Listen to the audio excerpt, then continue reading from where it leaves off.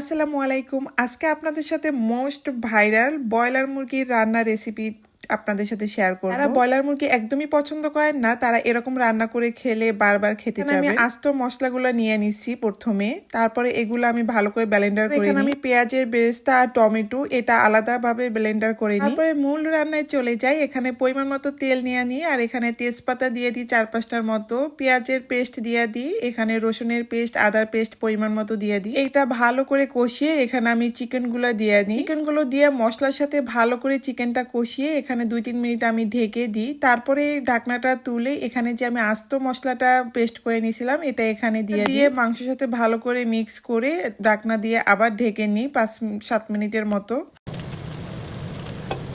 তারপরে ঢাকনাটা তুলে এখানে আমি গুঁড়া মশলা দিয়ে দিই 2 চামচের মতো, লাল মরিচ হলুদের গুঁড়া আর ধনিয়া গুঁড়া দিয়ে, এখানে আমি জিরা গুঁড়া ব্যবহার করি না। মশলাগুলো ভালোভাবে মাংসের সাথে মিক্স করে কষিয়ে নিয়ে এখানে 2-3 মিনিটের মতো এখানে আমি পেঁয়াজের বেরেস্তা আর যে টমেটো পেস্ট করে নিয়েছিলাম ওইটা এটার ভিতরে দিয়ে দিই। পরিমাণ মতো এখানে লবণ দিয়ে দিবেন আর কোনো প্রকার পানি ব্যবহার করবেন না, মাংস থেকে কিন্তু অনেক পানি বের হয়ে গেছে। তারপরে এটা ঢেকে দিই 5 মিনিটের মতো। এটা খেয়াল রাখবেন নিচে যদি লেগে না যায়, একটু ঢাকনা খুলবেন, নাড়াচাড়া করবেন, আবার ঢেকে দিবেন। নিচে লেগে গেলে কিন্তু একদমই স্বাদ অন্যরকম হয়ে যাবে, ভালো লাগবে না খেতে। আমি বড় সাইজের 2টা আস্ত রসুন দিয়ে নিই, তারপরে এখানে 1 কাপ পানি দিয়ে দিই। এই মাংসটা সিদ্ধ হইতে কিন্তু বেশি পানি দরকার হয় না, আপনাদের যতটুকু পানি দরকার হয় অতটুকুই দিয়ে ঢেকে রাখবেন। মাংস যখন 85% হয়ে আসছে তখন আমি এখানে ভাজা জিরার গুঁড়াটা দিয়ে ভালোভাবে নাড়াচাড়া করে মিক্স করে আবার 5 মিনিটের মতো ঢেকে দিই। আমার মাংস হয়ে গেছে প্রায়, এখন উঠিয়ে ফেলবো। দেখেন এত সুন্দর কালার আসছে, মাশাআল্লাহ। এটা খেতে কিন্তু